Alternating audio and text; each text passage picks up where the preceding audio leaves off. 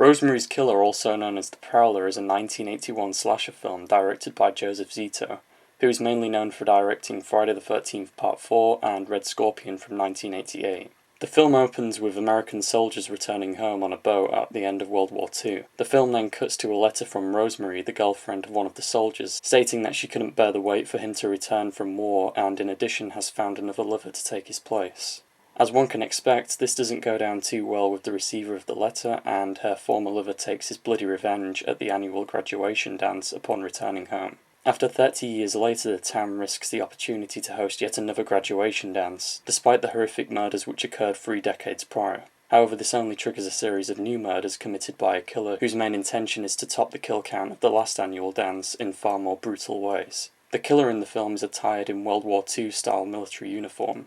This is by far one of the most unique appearances of a killer I have seen in a slasher movie. The overall idea of a man stalking people and killing them off using tactical methods is already enough to make the concept likeable to any fan of the genre. I especially love the snippets at the beginning of the film, which show the killer equipping himself with weapons. This is one maniac who likes to add a little variety to his work, killing off his victims with pitchforks, shotguns, and his trusty bayonet blade. Anyway, the killer places a rose on his victims' bodies after killing them in order to symbolize Rosemary, the girl killed off in the earlier scene. It's a silly novelty, but no less gimmicky than Leatherface wielding a chainsaw and wearing the faces of his victims. Although why Rosemary is still being referenced 30 years later into the story is a little arbitrary. You would think she would have been forgotten about by now, however I guess that's why the movie's called Rosemary's Killer. One of the best aspects of the film is the gore effects, which were done none other by Tom Savini, who is of course known for creating the effects for the original Dawn of the Dead, amongst others. However, I think this film showcases some of Savini's best work. The effects are spectacular and are of course essential elements to the highly creative death sequences which occur within the film. One of my favourites being the scene in the swimming pool. There's also another extremely brutal death involving a bayonet at the beginning of the film. However, I don't want to spoil it for anyone who hasn't seen the film, as it's really something that takes the viewer by surprise. The movie was released the same year as My Bloody Valentine, and is often compared a lot to that movie due to their similar premise, and the fact that they share the same genre. Like My Bloody Valentine, the movie adopts an environment which is entirely different from the average camp setting, which was often used in this style of movie after Friday the 13th. With movies like The Burning, Sleepaway Camp, and Madman, there's almost a sub-slasher genre based entirely on the camp setting. But Rosemary's Killer and My Bloody Valentine are both set in completely different environments, which move away from the typical slasher setting to delve into completely different surroundings. Despite them both being very good movies, I would have to say that my favourite of the two is Rosemary's Killer. There's just something about it which makes me enjoy it more than other stalk and slash films of its kind. Perhaps it's the gore elements which make it stand out to me, but I like to think I enjoy it more for its originality and of course the secondary story due to its historical relativity in regards to World War II. My only issue with it is the final reveal of the killer. I'm not going to ruin anything in regards to this, however I just think the ending would have been just as good without the killer revealing himself. I prefer it when the identity of the killer is left alone. That way it keeps the mystery surrounding the killer's identity more ominous. Besides, it's what you don't see that's always more scary. Overall, the film is one of my all-time favourite slasher films. The atmosphere, the gore, the different environment, and of course the unique killer are all fundamental ingredients to what makes this film such a great slasher. I give it 9.5 roses out of 10. Thanks for watching.